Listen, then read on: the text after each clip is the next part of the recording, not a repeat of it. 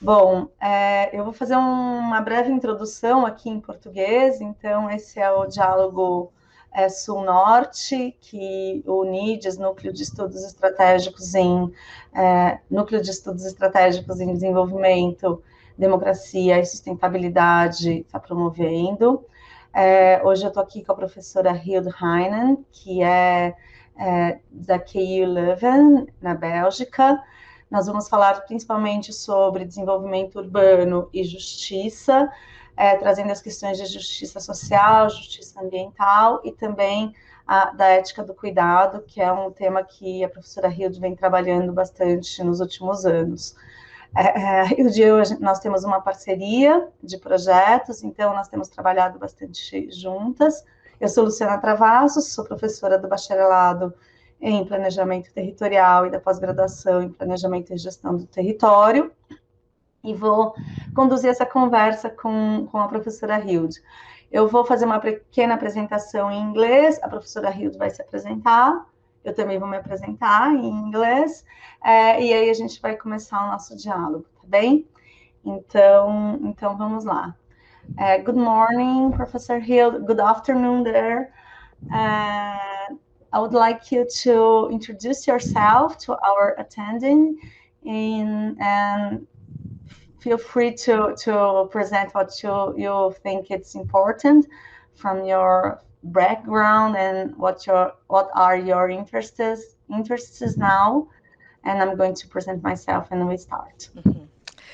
Well, indeed, good afternoon from my side. Good morning to you, Luciana.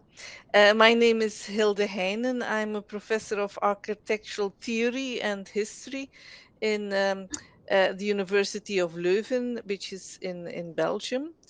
My interest and my research is into issues of modernity, modernism, gender also in architecture.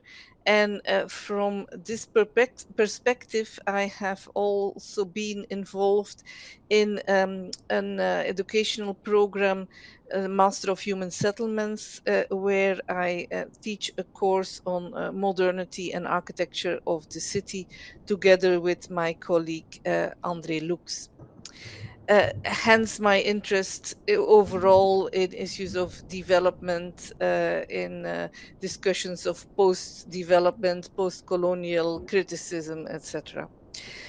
I am also involved in the University in Leuven's interdisciplinary think tank Metaforum, which is how Luciana Travassos and myself came into contact, because we are jointly working within the framework of a group addressing the societal aspects of the climate change that is ongoing and how we can deal with that in different countries and from different perspectives. So that's where our trajectories have met one another, and that might also come up today in our discussions.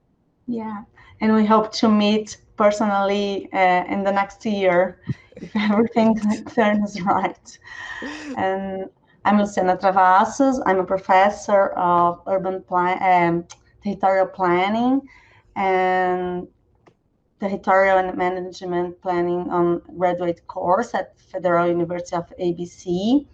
I'm mainly interested in environmental justice and especially regarding the development of metropolitan rural areas and in the issues of green infrastructure and the relation between nature and society, especially on public policies and territorial dynamics. So I'm always studying this relation between nature and society in a variety of scales, since up to urban scale, regional scale, and even national scale. So I'm very interested in this area, especially regarding the environmental justice issues.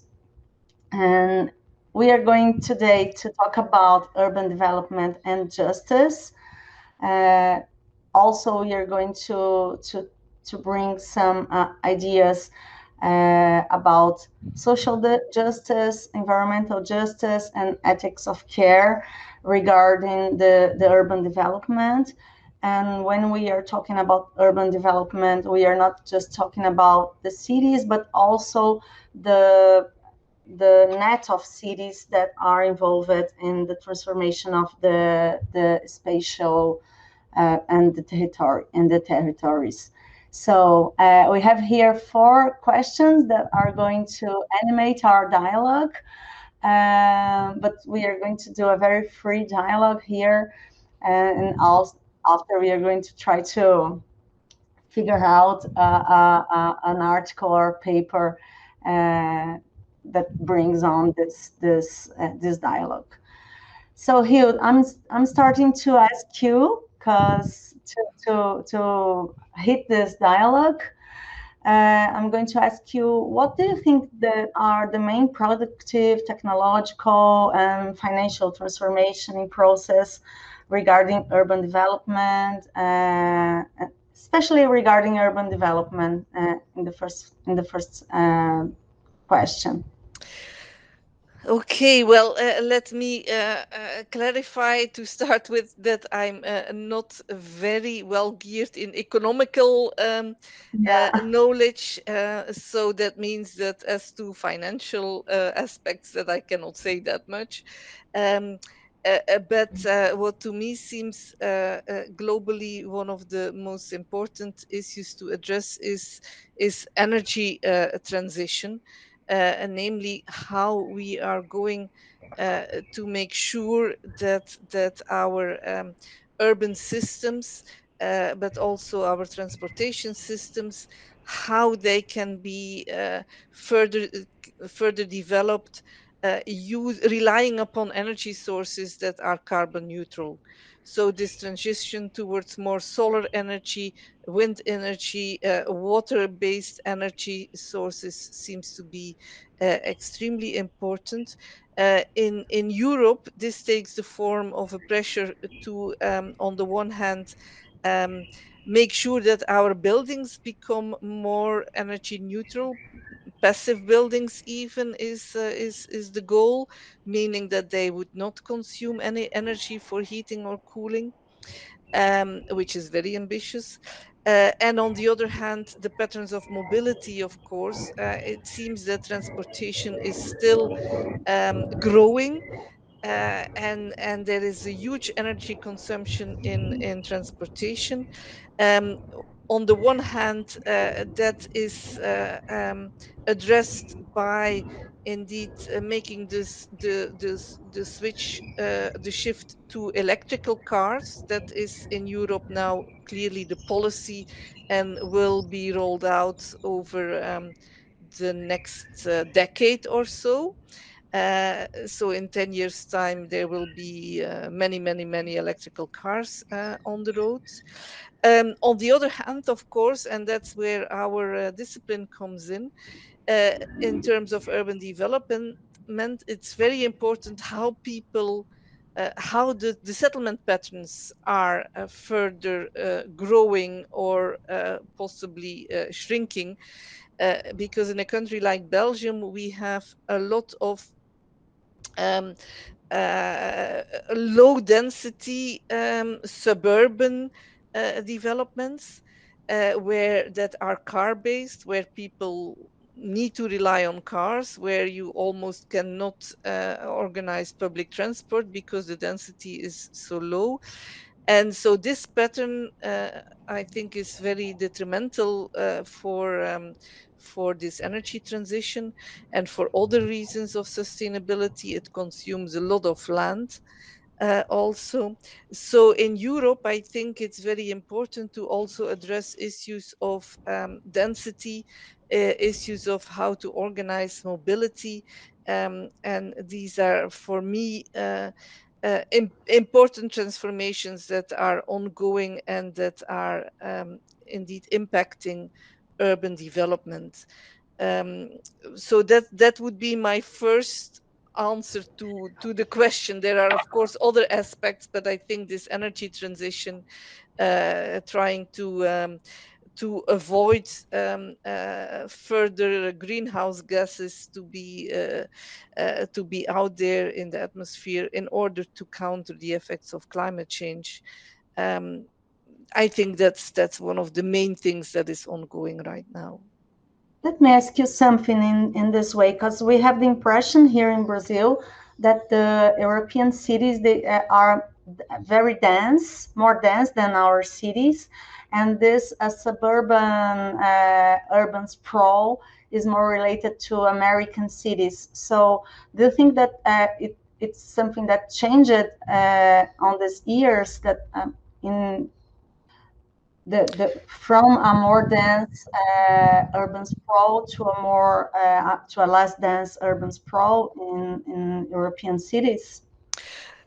Well, in fact, in Europe, you have many different patterns, but sprawl definitely is there, and is the last 2 decades it has been intensifying. There has been a report a couple of years ago from a European institution documenting the sprawl in the different European countries. And for example, Belgium and the Netherlands, we are neighboring countries, but Belgium has a very high level of sprawl, whereas the Netherlands does much better in that respect. But in Belgium, for reasons of policy and culture by now, people have always loved to build themselves a one family home. It was subsidized by the authorities. So there is this pattern that individual families bought a piece of land somewhere in the near or far vicinity of a city, and built their one family house there, and resulting in quite in a huge level of sprawl. So it is here. Maybe, yeah, I think it's even in Belgium, it's comparable to what you have in the United States, with that difference that we do have historically, we do have many towns, or well, what we tend to call cities, although from a global perspective it's rather towns than cities, so small cities, usually at 20 to 25 kilometers from one another. That's historically determined, because that was what people could travel in one day back in the Middle Ages. So we have these 25-kilometer distances, and what you see now is that the space in between these small cities is quasi filled up by sprawl. So the old pattern is indeed um, small cities, but the Yeah. space in between is filling up rapidly. Was there any change in legislation, in land use regulation, or something like that, or it was something that is it's a cultural change? Both the change in regulation was in fact in the 1970s. Then the land destination plans were made, and then uh, they appointed a lot of land for future housing developments. And that's these are still are not full, but in fact, if you look at the pattern, we have too much of that buildable land that is supposedly good for housing. But if you now take a critical look, you say, oh no, but some of that land is in flooding areas, some of that land is on fertile agricultural areas. Some of that land is really where we should rather have natural developments and nature reservations, etc. So now or the experts at least, are regret very much that 50 years ago planners have been so they have appointed so much land as destined for housing. We regret that very much, but now of course it's legal, and it's very hard to turn the tables and to now tell people who own a piece of land, oh, but you cannot build on it. So because then, of course, the value of the land decreases, and our legal system, then the government has to pay Okay. a kind of money to compensate for that loss of value, etc. So that's Okay. practically it's not doable to, or apparently it's a political question, of course. But that's where Okay. we are, and urban planners and spatial experts and geographers and so on, architects, urbanists, we all deplore that this is the situation, but it's very difficult to to really develop counter strategies and to say, okay, what can we do otherwise? Because it's part of the legal system. Okay, that sounds like a detail, but it's not a detail. That's very It's not, important. Yeah, because here we don't have this. If a property becomes a protected land for any reason, the state doesn't have the responsibility to pay the decrease to the landowner. yeah, So that's something that protect the state to put on legislation. But of course, we have a lot of other problems in this kind of legislation. But this problem we don't have. We can transform land in protected land in many reasons. We don't have to pay the decrease in, or the what we call something that you had the right to build. Now you don't have the right to build anymore. But of course, that's a huge discussion between landowners and the state. And that pressures a lot the state not to put on protection in some lands and etc. But at least the state doesn't have to pay for the landowner loses. Well, and we have a structure that we have a lot of small landowners, so it's very normal for a family to own one piece of land, enough to build one house, and then maybe some families would have 5 building plots, but it's not as if we still have huge landowners, except for farmers. But of course, their land is agricultural land. Yeah, that's a difference also, because here we also we don't have a very regulated land ownership. So ownership of land is something a dispute issue. So it's very different, because we have a lot of huge landowners, even in city peripheries, and we don't know if the people that are living there, they are really owners, or if they only have the right to use the land. So we have also other issues relating to land ownership, which is different from you. And also we have a lot of people that owns a lot of land and rents to another people. So it's different also from you.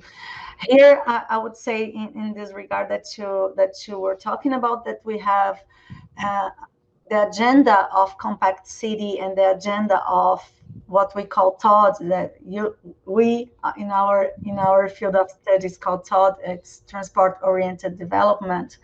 It's an agenda that is in public administrations in Brazilian cities. But we have a lot of difficulty to really implement this agenda of compact cities. So what we see here is that we have the discourse of compact city, the discourse of transit-oriented development, that would be very nice to homogenize to the homogenization of the access of people to the city. But also what we have is that this really happens. So we've been able to implement part of the agenda of compact city and part of the agenda of transport oriented development to part of this to part of the cities. So we have a city that is a very dual city, and a part of it We have a lot of amenities that come from compact cities and transit-oriented development. But the other part of the city, we have this horizontal urban sprawl, very dense, but with none of these amenities like green areas, sanitation, drainage, a very good mobility structure, and everything. So this the new the new urban agenda came for some of people in Brazil and not for everybody. That's something that maybe it's a little different in kinds of implementation. Well, but maybe it's not that different, because what I recognize very much is that in the 1990s, so 25 years ago, we had a uh, very ambitious spatial plan for Flanders, so for the northern region of Belgium, where we speak Dutch.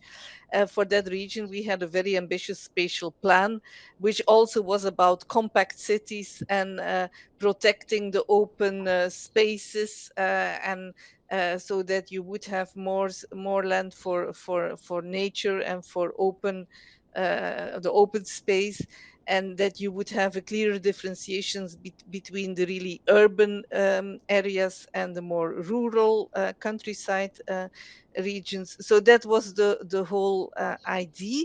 But then, because of these destinations of the land that were pre-existing and that you cannot easily change, the mechanisms that fostered sprawl, in fact, continue to work. So even if Okay. this official plan was we are going for compact cities, the reality was that more and more land was taken up to be newly built. And so for now, we also have, for example, because of that, we have a big problem with the sealing of the land, so that water is running off too fast. And although we have quite some rainfall yearly, we still have a drop in groundwater levels, because a lot of the rain that is falling is immediately going to the sea, because the runoff and the sealed areas. So there is also this, it's clear that we have too much built up land, Okay. but and that there are good intentions of the planners, and that the ministers present the plans very enthusiastically. Oh, we're going to do this or that, but then it's very hard to develop them, to really have new mechanism and instruments that prohibit further um, the further incremental taking up of virgin land for, or agricultural land for new industry, new houses, etc. For example, a typical thing, typical discussions that you see in the newspapers is, oh yeah, there is a municipality, and there was a project developer who wants to do housing there, and it's well located because it's near to a railway station. So there are a lot of arguments to do that because of this transit oriented development, what you just said. But then on the other hand, it's also in a flood, an area that is Yes. prone to flooding. So that's an argument contra this development, and then the discussion is there. But yeah, so for the moment, in most of these cases, the project developer wins the dispute, Yeah. and the thing gets built, even though yeah. So but it's tricky. And Yeah. maybe you saw it on the news in July. We had serious flooding, very Yes. serious flooding, which is directly related to climate change, because it was unheard of. We never had it that way. Rainfall, so much rainfall in 24 hours. So it was not exactly in the northern part of Belgium, more in the southern part of Belgium, which has a different topography, much more hills and valleys. And there it was a couple of valleys where it really was very, very bad. uh, Yeah. and in a situation where it was completely unexpected. Of course there were warnings, but only 3 days beforehand. I mean, it's not as if we live in a country where we are used to having that kind of flooding. Not at all. It was not as if it had been raining for weeks and weeks and weeks and you gradually saw the danger coming. No, it was really like 24 hours of such heavy rainfall that all of a sudden the rivers were bursting. And in some valleys and in some towns, the water was 3 4 meters above the highest level they ever knew before. So it was very strange, but it was a bit of a wake up call, I hope. But still, it's again, now it's a very tricky discussion. What do you do? Because in some of these areas, the houses were completely destroyed. But at the same time, people have been living alongside these riverbanks for hundreds of years. It's not as if this is. It would be so that it feels very strange if now somebody would decide, oh, okay, you cannot rebuild your home because this is a flood prone area, because it was not like that. So nobody remembers that ever the waters came that high. So I don't think that you will see a lot of new rules in place that people cannot rebuild, because again, a lot of property owners are involved. Also, these were, in some cases, these were neighborhoods with where rather low income people were living, who have Yes. no not not the means to immediately figure out alternatives where to go and etc. So Yes. it's a very complicated issue. um, and it's yeah, I hope the sense of urgency is now more clearly there than it used to be. But still, I think if I just follow what I see in the newspapers and on television, I think it will be very, very hard for a mayor, for example, or for a municipality to really prohibit people to rebuild the homes that have been destroyed. But of course, who knows, in 5 years' time, in 10 years' time, in 20 years' time, the same Yes. thing will happen again. Yes. Uh, Yes. yeah, so it's How a problem. here, let me ask you something, because I'm very interested in the flood regulation, the directive on flood regulation at the European Union, and this regulation says that the Europeans have to do a relocation of urban development or activities that were prone to floods. It's a 19 regulation. Is it applied in this small basins, or it is just for the bigger ones? It's just for the bigger ones. Okay. Because the emergency we had now in July, it was so exceptional. These valleys were never designated as flood As prone. flood No, they prone. weren't, because yeah, you had maybe the water level was going up and down 1 or 2 meters, but not 4 or 5 meters. Okay. And it really was big, and yeah, because of this exceptional rainfall, that I think they said that in 24 hours more rain fell than otherwise in 1 month. Okay. And we have a lot of rain, but usually it's mild rain. It's not torrentious. It's not a tropical Tropical storm. rain It's as we it's have. kind of calm rain that goes on and on and on and can go on for days, but at a very slow pace. Now it was torrential rains, a lot of water coming out of the sky, and in a very short amount of time. And that was what well, the streams and the rivers simply could not cope with that amount of water. So you had in some at some points where all the water came down together. Well, yeah, that's how it works, of course, but yeah, so it was completely unheard of before, and not something uh, that people had thought about before, not at Yeah. all. So they could, I think, in the last two days before the event, they could have been better prepared, because then the meteorological the forecast already said, well, there might be problems. Okay. And then maybe people took it too easy and thought, well, okay, we are Belgium, we know what rain is. Well, yes, not this time. Yeah. Yeah, we are always saying here that we have to have a civil defense very prepared to alert people and to Yeah. act on the emergency. But especially what we say here from our experience, since you had a Brazilian experience, rainfall.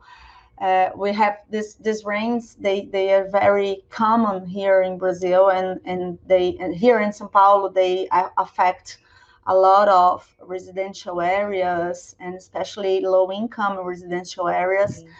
And we always say that we weren't able to put together urban planning and civil defense Yeah, plannings, yeah, and we don't have this kind of flood prone areas protected from housing, protected from urban development. What you mhm, said before, the super plus the super plus of TOD, yeah, transport oriented development, and flood areas, we have it a lot, because yeah. the mostly our avenues were built on flood areas. Yeah. So transport oriented development Yeah. will be in flood areas. So it's also something that we try to put on the discussion of urban planning, but it's always a very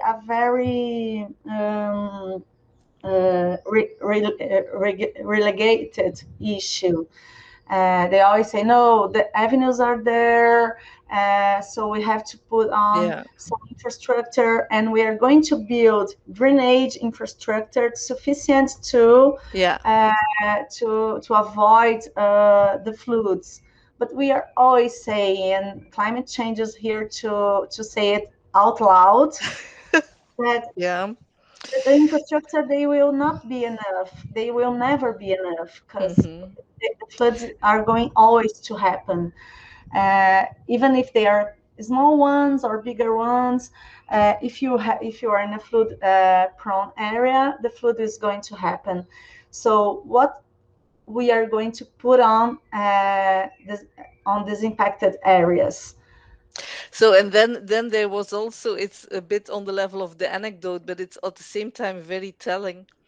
Uh, because of our complicated political structure, I tried to explain to you before, we have a federal state. Belgium is a federal state, so, and Flanders is one region, and Wallonia to the south is another region. So the flooding happened in Wallonia, but the weather forecast is national.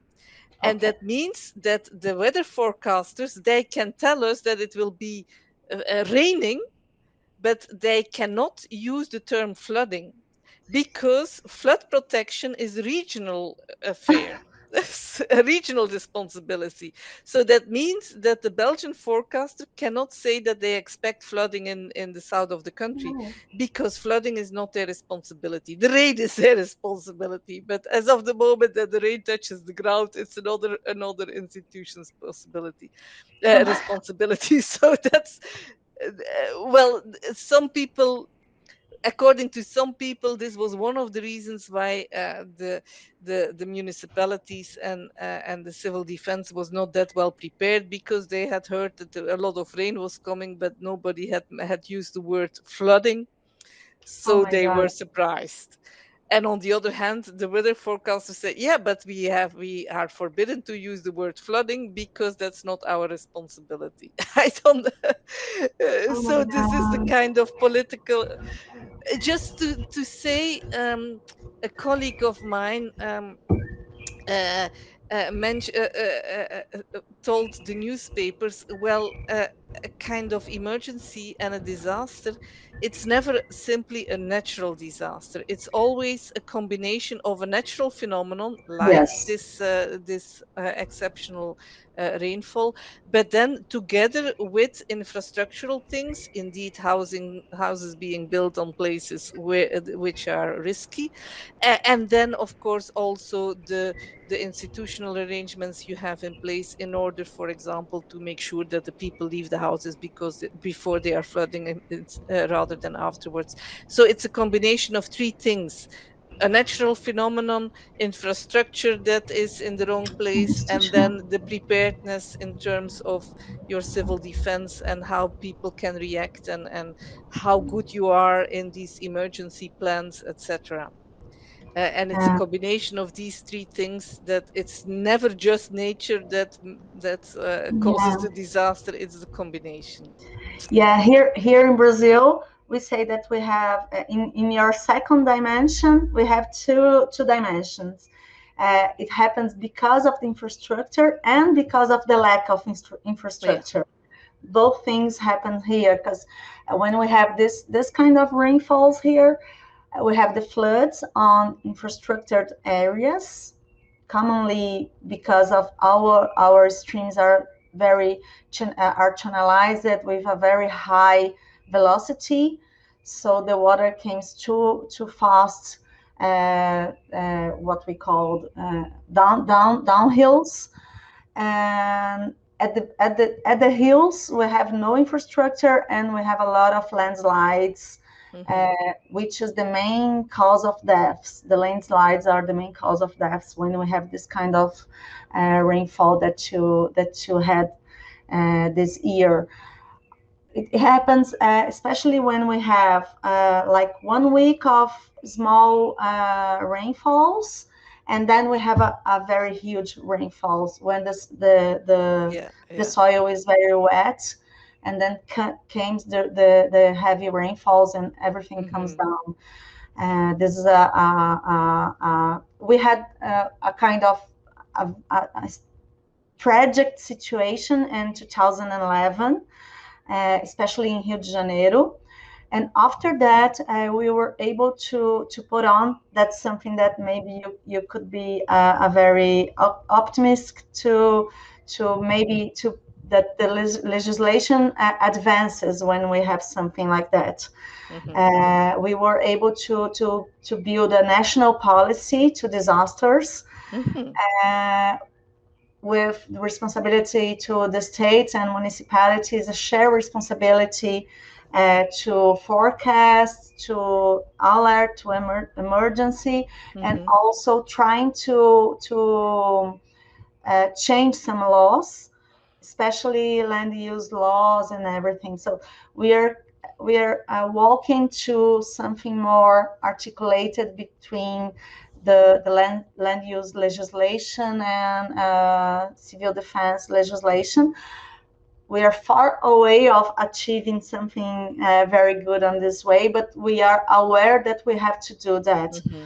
Hmm. and say that maybe some people can't build in some areas. We have a stream protection legislation, but also we have this very unequal city, dual city, and these areas they were placed for the more vulnerable people to Hmm. build in. So what we say that we have a double vulnerability. We have an environmental vulnerability and a social Yeah. vulnerability together in the same places. And when we have this heavy rainfalls, um, the possibility to deal with them is very low. And Hmm. if we don't have the state very organized to attend these occurrences, so we will have tragedies and a lot of deaths. in 2011, if I'm not wrong, there were more than 1,000 deaths in Rio de Janeiro especially because of the landslide. So that makes the state to move on something better than we have before. So maybe that's something that happens now with Belgian legislation between national forecasts and regions. Hopefully so, yes. Warnings and maybe you were building something better because of that. But we are talking about the second. We are already on the second question, because we asked how do interstate disputes and environmental challenges manifest. I think that risk that we are talking about, it's an environmental challenge. But do you see any other environmental challenges that manifest in these interstate disputes? Well, I also understood the question to be not just about within a federal state, but also in between countries. And I think it's indeed a very difficult. For example, on the global level, and this is what our group with Metaforum is addressing. So about carbon emissions, you can say that historically Europe and the United States, of course, are responsible for the bulk of the carbon emissions up till now. But of course, especially Europe is currently with the new Green Deal is really, I think, at the forefront of bettering its life and going towards zero emission. I think the idea is that by 2050 we are we will be carbon neutral. Um, but still, the United States is a different story. But still, it's a very globally, it's a difficult discussion. So on the one hand, Europe is tends to position itself as please follow our example and look how well we are doing, and and all the other countries in the world should also reduce their carbon emissions like we do. This is the good example. uh, but countries like China or India are saying, well, but first let us catch up because we are far behind you historically. We have historically our responsibility is very minimal. We need first economic development, so we need to do some to have some extra carbon emissions before we will start on the reductive path. Also very understandable from their point of view. So these are things I think it's well often in this respect we refer to the tragedy of the commons. You know the article by Hardin. The tragedy of the commons um, consists of the idea that if you have a common good that is good for everyone, it's in the interest of some to overuse that common good, and there and in fact that tends to happen all too easily, and it's very difficult to develop mechanisms if you have a common good to say no, no, you cannot use it. And this is this strategy of the commons, that there is overuse of the common good, is what is now happening to the air, to water, to fresh water, to the climate, that all of us feel not really responsible because it's common good, and of course we can use it, and there is no penalty for overusing it. Well, the penalty is also common, namely climate change, but it's very hard to pinpoint who is responsible.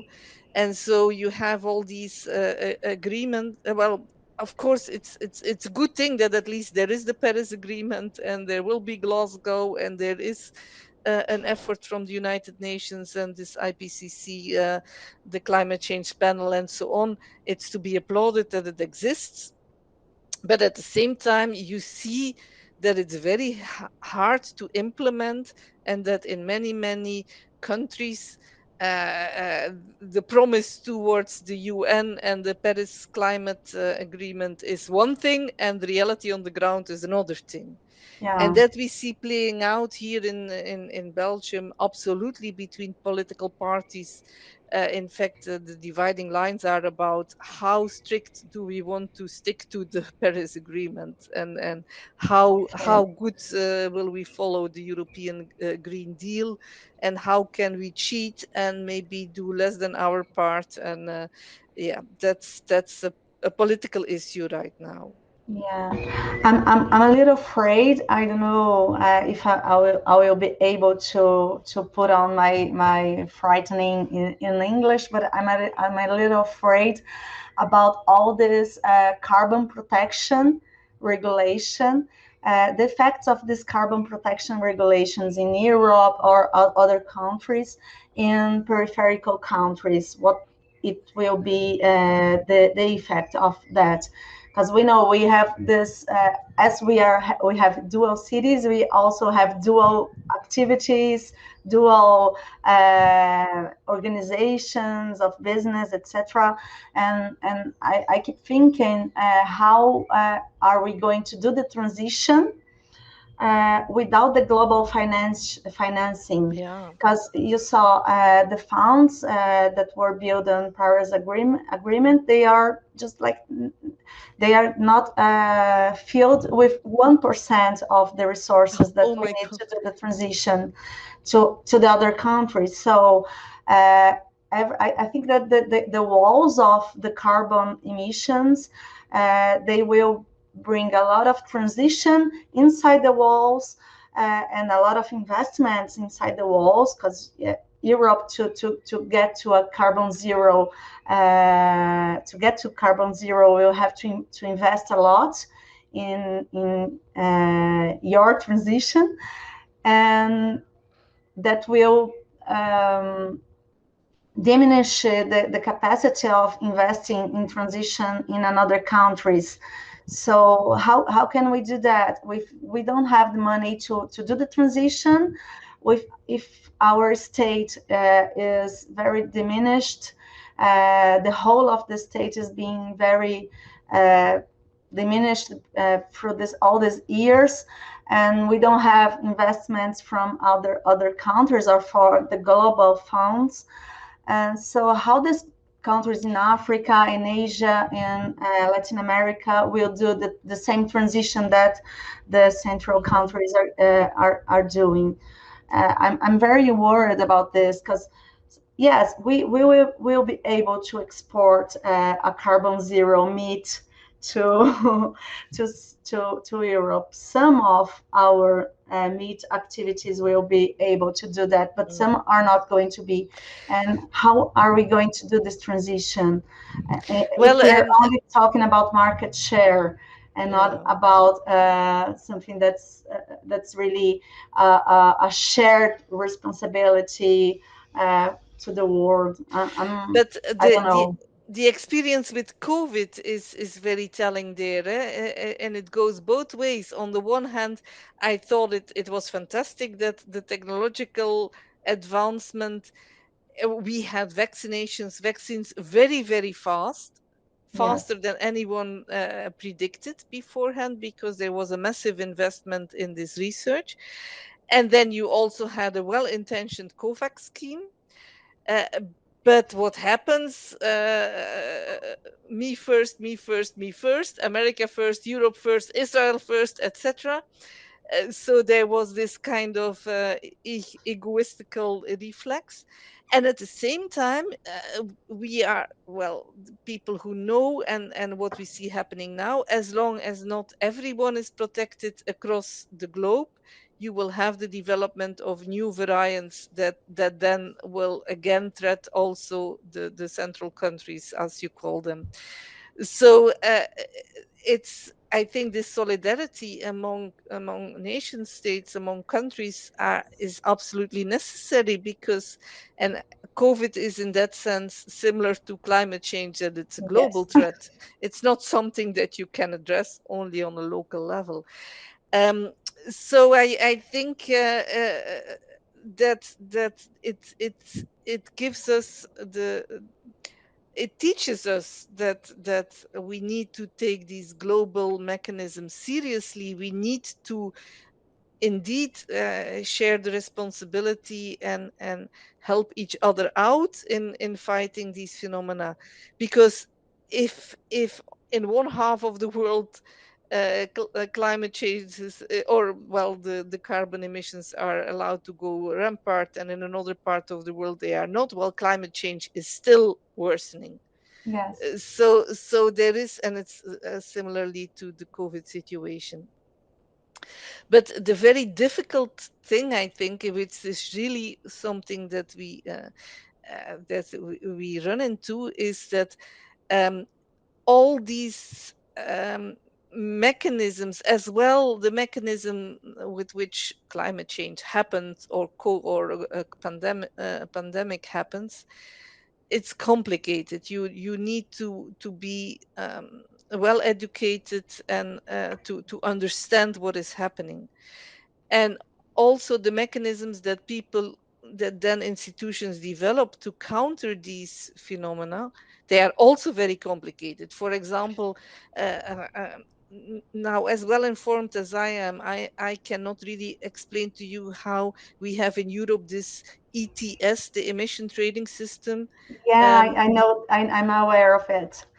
I cannot even explain to you how it works, but it means that we have a global, a European policy in place that more or less helps us to reduce carbon emissions. But in some respects, it works very counterintuitively. Like ecologists tell us, take the train rather than the plane. Well, but because of this ETS thing in Europe, in fact, it doesn't make that much difference whether I take the train or the plane to Paris. Because if I take the plane, then the carbon emission by the plane will be compensated somewhere else because of this ETS, something like that. So it's hard to explain, but that means if it's so hard to explain, that it's also very hard to motivate people Yes. to change their behavior and to adapt their lifestyles, etc., and to maybe think, oh, I rather in thinking about where I will I rather go go and by buy a train. house, I will take all these considerations into account. It's hard because it's so complicated to explain. So how to Yeah. motivate people? It's not an Yeah. easy thing. That the pity things is that maybe we're going to motivate by tragedy. Yeah. Yes, that Yeah, that is that's the pity thing. that's I think painful. that, yeah, it's painful. I think that we are going to motivate like that. Here we are already feeling pain a lot, and it didn't already make some huge changes in our way of building cities, or even building mobility, and doing really the transition, especially the just transition. That's Hmm. something that we are always talking about, because Yeah. we really were able to advance in a lot of sectors, but always with the increase in inequalities in Yeah. this access. So I think that maybe from that we can go to our third Yes, question indeed. Yeah. here. Is that what are the distributional consequences, including Yeah. from an intersectional standpoint? Because I think that maybe in intersectional standpoint of view, we have differences from Brazil, from Belgium, especially in the kind of these intersectional things, and this reproduction of these inequalities that you said a little bit in the beginning. Hmm. And we were talking about inequalities in a lot of our dialogues, but Yeah. Yes. maybe we could go a little bit in this intersectional standpoint, especially consider the issues of gender, ethnicity, and maybe in Europe you can say, I don't know, nationality also, because we have all these immigrant issues in Brazil. Also, we have some kind of intersectional standpoint in nationalities also. But I think in Europe you have more the situation than in Brazil. Yes, clearly, for example, indeed, from an ecological point of view, it is argued that you should make, for example, fuel more expensive. That makes a lot of sense. If fuel is more expensive, then people tend to use it less, and so that helps to reduce carbon emissions. But of course, for whom is that the most problematic? For people having cheap and old cars. um, they are the ones who suffer the most if you make fuel more expensive. They are the ones who see, well, we have nowadays, we have in some city centers, it's prohibited to enter with old cars because they have a huge carbon emission, and so they are much more polluting than more recent cars. But who is suffering from that kind of thing? Well, it's the people with the lowest income group, with these who have cheap and second-hand cars, and cars of 15 years old, and they cannot use their cars any longer. um, and it's the same with I told you, there is this policy to go to energy neutral buildings or passive buildings. Okay. But that's very expensive to build these things. So that means if you renovate a house in order to make it energy neutral, it's hugely expensive. So the rent goes up for the people living there. So what we see is that a lot of middle class people can be motivated and do this kind of investments, but that it's a problem for lower income urban areas, because if you start doing these investments there, the rents go up and people can no longer afford to pay the rent. So and it's and it's very difficult to find a good balance there for all these measures. So on the one hand, it's necessary to make this kind of investments from an ecological point of view. On the other hand, it's very difficult for low income groups to cope with the effects of that. Hence, for example, the yellow vest protests in France that you might also have seen on television. So Yes. groups of French people who really felt like left behind and impossible to follow what all the people in Paris were deciding, and they were the ones suffering for all these decisions. Uh, and it's they certainly had a point. We see also in Belgium. Belgium is a very well organized welfare state. We have excellent welfare policies. We have pensions, we have medical care, we have child support, we have free education or almost free education. All these things are well organized. But the people who benefit most from all these things is middle class. We have a huge middle class, but still there is around 50% of the people, 15 is under the poverty level. So I think that's too That's a much. lot. It's a lot, isn't it? And for children, it's even more. Uh, Oh my God. yeah, because it's the lower income groups that have more children. Migrant families, for example, Migrants. immigrant families, they have the most children. So, and they are more represented in or one parent families, women with children. They tend, this intersectional approach, they tend to be at the bottom of this social hierarchy. But what you see in a country like Belgium is that it's very, very hard to find a political coalition to really develop mechanisms that would benefit this lowest income group. For example, a couple of years ago, we had a reform of child support system, and the system that was adopted against the advice of the experts, but the system that was adopted was that each and every child gets the same amount of money, or the parents gets Oh, for each and every child the same. So whether you are a rich family or a middle class family or a poor family, every child gets the same. Yeah, so that means that for before it was, if your family was larger, your fourth and your fifth child got more. So that helped the bigger families. That's no longer there, that arrangement. If you were low, if your income was below a certain threshold, you also got more. But that kind of compensation mechanisms are now gone. So each and every child gets support, but if yes, you ma'am. are on lower in the income hierarchy, you infected, well, the effects are negative rather than positive on on you.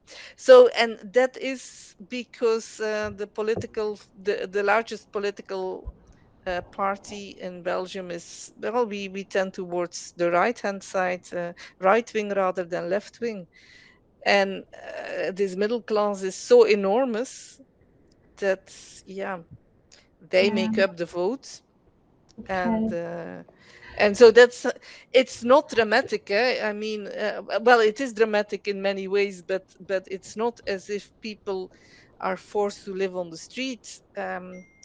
Fortunately not, but still, this is dramatic, this difference for the children, because the children that are growing up in such situations usually also do less well in school, end up not being so highly educated, although education supposedly is for free.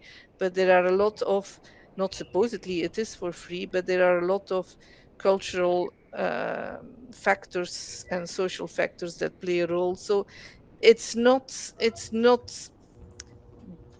that good. And as I said, my example was about child support, but you can make this similar analysis for all the interventions and the subsidies now created for fostering, for example, investment in solar panels and so on. The people who do Okay. that are the people who are higher middle class, higher educated, etc. They benefit in the long run, but people on the lower end of the income hierarchy, of the income ladder, they do not have the means to invest, so they, in the long run, they will not be able to benefit either. So there is this, we have a name for it. We call it the Matthias effect. I don't know whether this exists in English. The Matthias effect refers to, yeah, Brazil is also a Catholic country, isn't it? Yes. Yeah, so you I'm know the okay. Bible. There is this story of Matthias with the um, uh, uh, in the Bible about workers who start later in the day and who nevertheless get the same amount of money for working only part of the day as the ones who started very early and so on. But the idea is those who have will be given more, and those who Yes. do not have will be given less. Yes. That is the kind of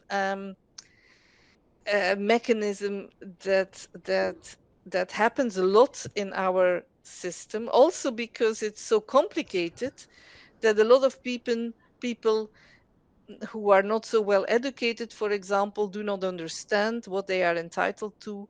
Its administration is very difficult to really ask for, but the benefits that you are entitled to. So there are a lot of thresholds, and yeah, that make that have as an effect that the system is not working, not really working to the benefit of all. uh, Mhm. and yeah, it's not so And easy to solve that. And do the welfare state reach the immigrants too? Yes.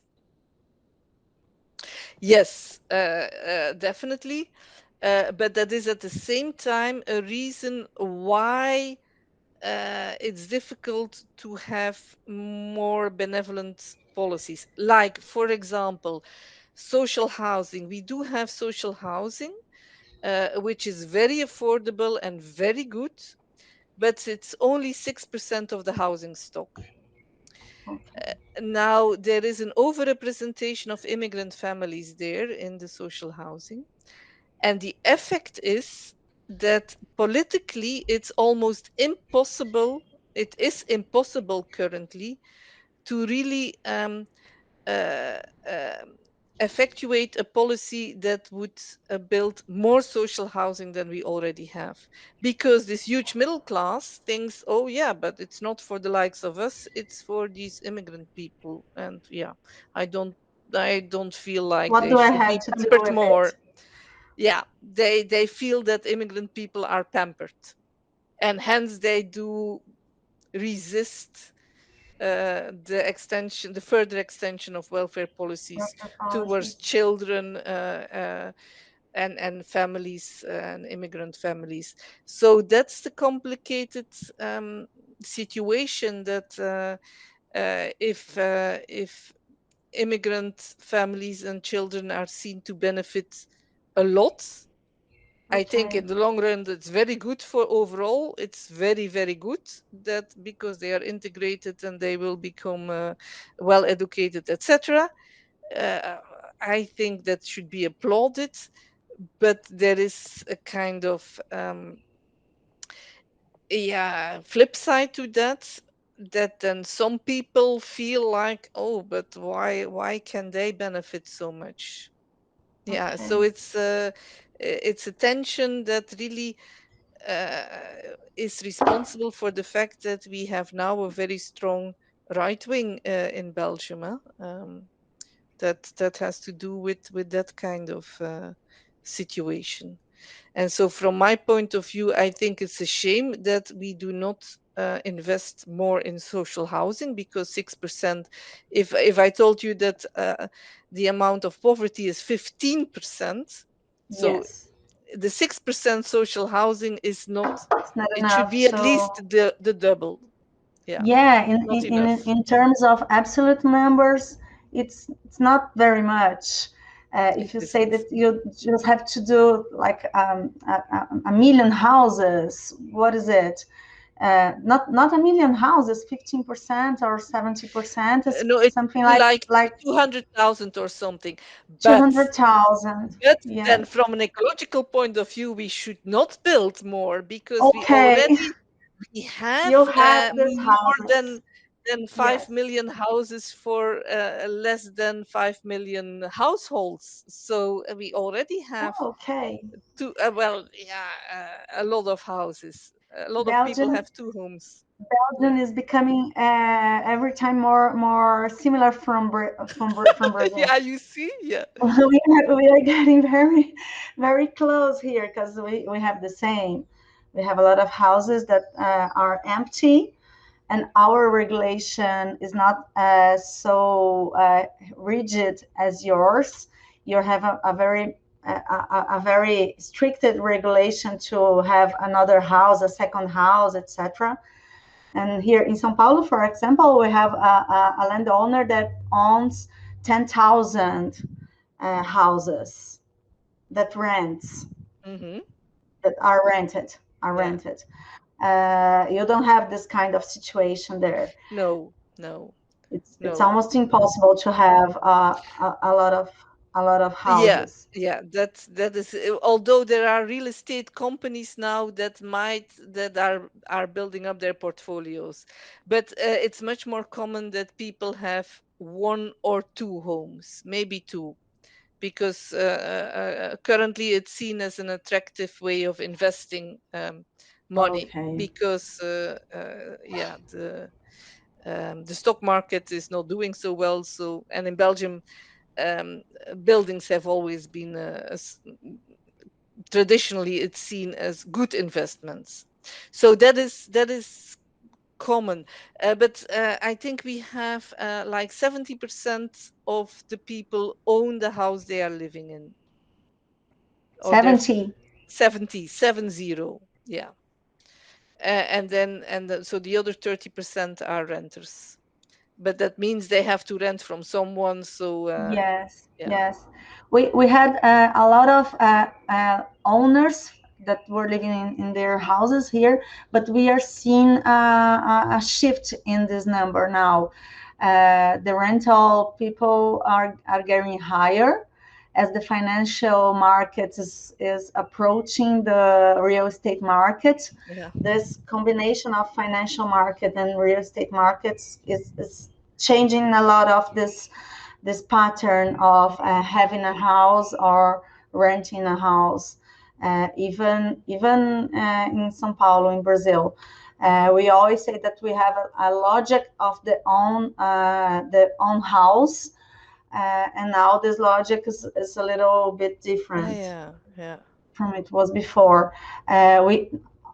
We now here in São Paulo, I don't know if you are not aware, but São Paulo is coming to the ground.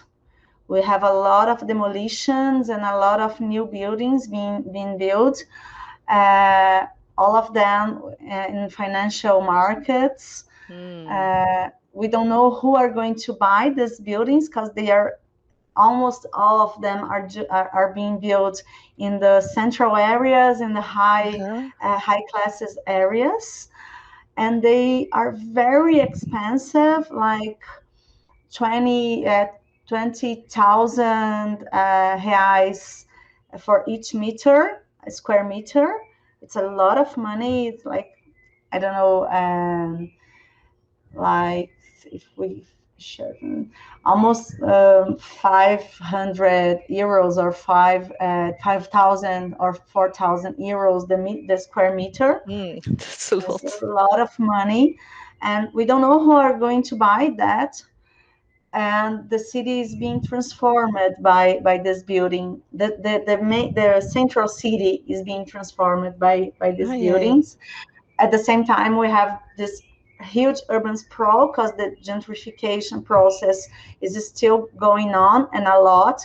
And the pandemic time also made a lot of people to leave the city centers to new settlements, new informal and precarious settlements, because they didn't have the money to pay their rentals anymore, or had to do something to live.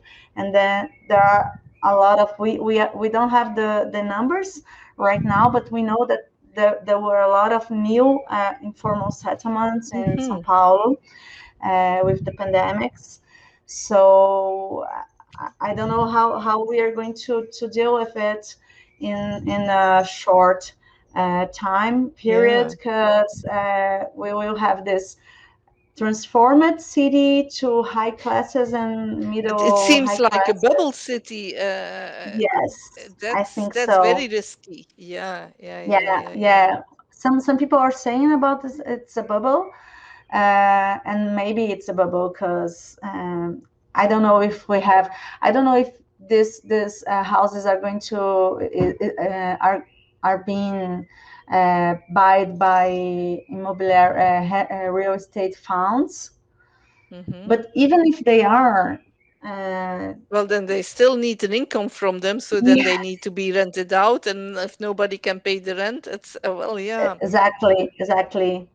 I don't know. I think we are in a transition to something that maybe will produce a more unequal city than we have before, and maybe we are going to be broken in some years. But here is for me where the ethics of care comes in.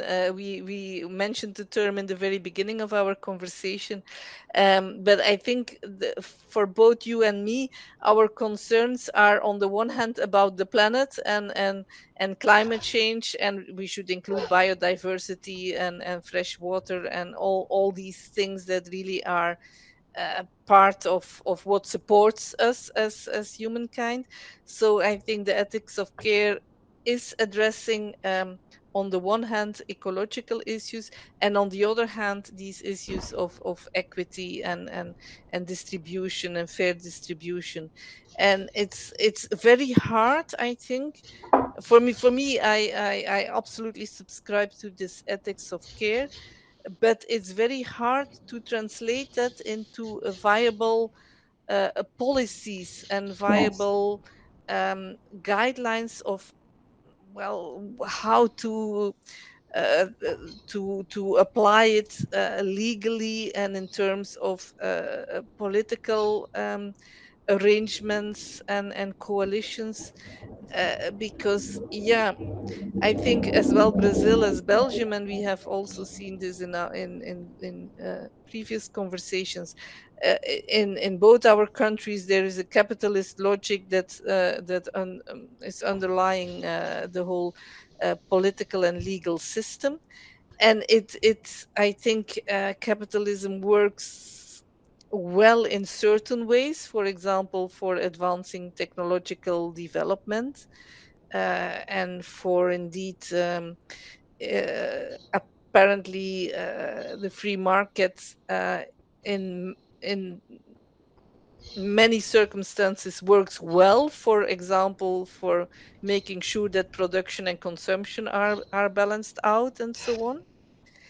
uh, but at the same time, I think it's very hard to reconcile an ethics of care with capitalist logics. Yes. But I don't have the answer as to how then to elaborate this ethics of care in a way that you would have a system for organizing society and organizing the economy and organizing everything that works well on the one hand, that is transparent, that is fair, that is efficient, or that uses the resources in the best way, and then still adhere to this ethics of care. I Yes. don't have the answer to that. Yeah, but maybe it's an utopian thing as a way to walk to, as a way to walk to. We have Hmm. to have that in our horizon and do the policies that we can do right now. It's like a more socialist society. We have Yeah, to have it in our front yeah. to walk to them to the ethics Hmm. of care and Yeah, a yeah. more just society, socialist society, and etc. But maybe we can go to our last question here because it is related to these things, how to walk, what we can do, and how can popular solution and state action alleviate these Mhm. asymmetries, this risk, this vulnerability, and this jeopardizing of nature that we saw in urban development and regional development and the global issue. Maybe we can stuck on urban development because it will be a little easier for us to answer this question. How this can popular solution is it state? I like to say that I'm the last one to take off the state from the account. The state is very important. Yes. I don't know if we are talking about this state that we have in Brazil, especially because you have a Hmm. lot of regulation and a well organized state to respond to at least to Hmm. welfare issues and etc. We have a health a health organized state, but we don't have the other things that we should have to alleviate these asymmetries. So I don't know if we will stick on this state. Um, this is not the state that I like, but the state is very important because I think we are starting to do a discourse, even in the left wing, that popular solution can can face these asymmetries. And I think that a popular solution has some limits to face these asymmetries, especially because popular solution don't have financial capacity to build infrastructure, to build housing, and they can organize, they can be heard in their demands, they can help to build the solutions, but they will not be able to implement the solutions, I think, alone, without the state, without institutional capacity, without financial capacity to do these transitions. So I always say that the solutions, they are for the territory and from the territory. The territory as the platform to political action, and also the territory as an actor important to define this political action. But I'm a very state fan or state oriented. I think that the state is very important to alleviate these asymmetries. What's your opinion about Well, I this think balance? that there, the situation, that's, I think, where there is a real difference between Brazil and Yes. also the state of Sao Paulo and Belgium, because you describe your condition as being dual, that your cities are dual, the society is dual. Yes. So I think there is much more of a gap between the haves and the have-nots, to use these simple terms. Whereas I think I would describe Belgium rather as a middle class situation. So where 70 to 80% of the people are really middle class. So there are not that many extremely rich people, there are not that many extremely poor people. Most people are middle class, lower to higher middle class. And then you have a group of people, this 15%, that are below poverty level, um, that are doing not so well. But it's not dual in the sense that this is not half of the population, or this is not, it's less than 20%. And moreover, let's say that I don't know, yeah, I'm not a sociologist, so but some of these people are only temporary below the poverty line, so that because they lose their job or something, and then for a couple of years they are not doing so well, but then their chances turn, and then they come out of that poverty situation again. So in but that means that what you would call a popular movement, that in our case that's the middle class movement, really, that's the Yes. most populous, so to say. Hence the state is a framework that is highly organized. I'm maybe Yes.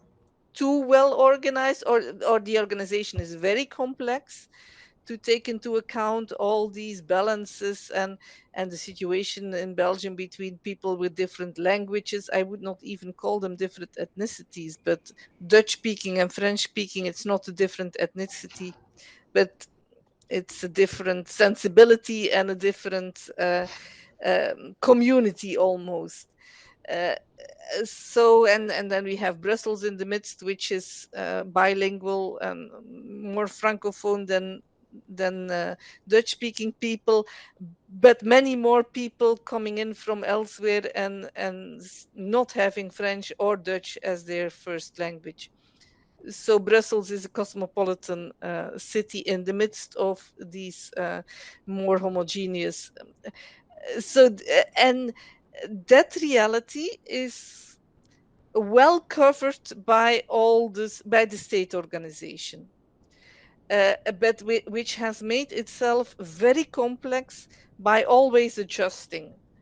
Uh, and the adjustments are by now so complicated that really, if you are not a political scientist, you don't understand very well how it works. Yeah.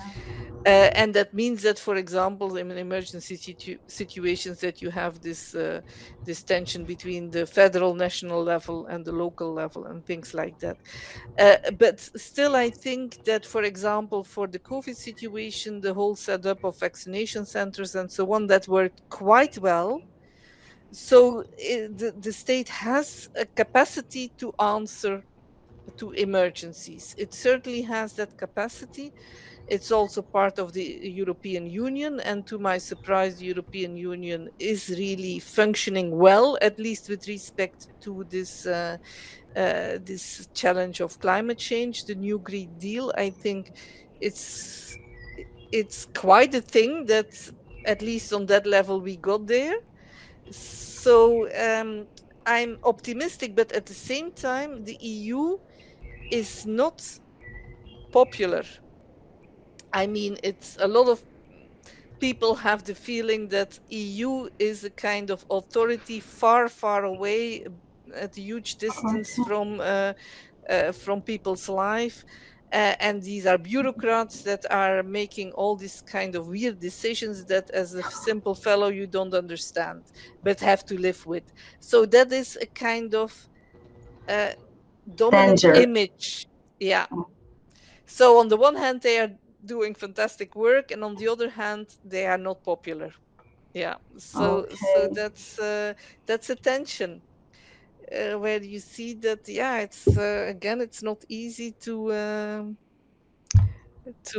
work with all these things. Yeah, and at the same time, as you said before, the political the policies, they are not relating to the symmetries, but they are doing with a kind of this citizens, this middle class citizen, and takes it to the regular citizen, Yeah. and do the same policy to everybody, even to Yeah. the rich one and the poor Yeah. one. So even if the welfare state is very well organized, it's equal to everybody, and did not address the asymmetries Yeah. that Yeah. exist I think that's a good there. summary. Yeah.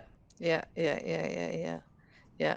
And so all this plays out in terms of housing and urban development, that you see that it's very hard to develop policies that are, on the one hand, ecologically sound, Yeah, for water, for climate change, for mobility, etc., the compact cities, and so on and so on.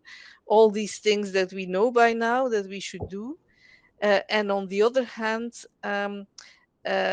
be socially responsible, have this ethics of care approach towards those who are more in need. um, that's a difficult balance. And then, because we are so well organized, it means also that our legal frameworks, our property rights, and so on, are very, very rigid. And so that rights that people got 50 years ago to build, for example, on a plot of land, if they still didn't build, they still have that right. And to build. also, that is a very, very rigid. So there are inertias built into the system that you might wish away.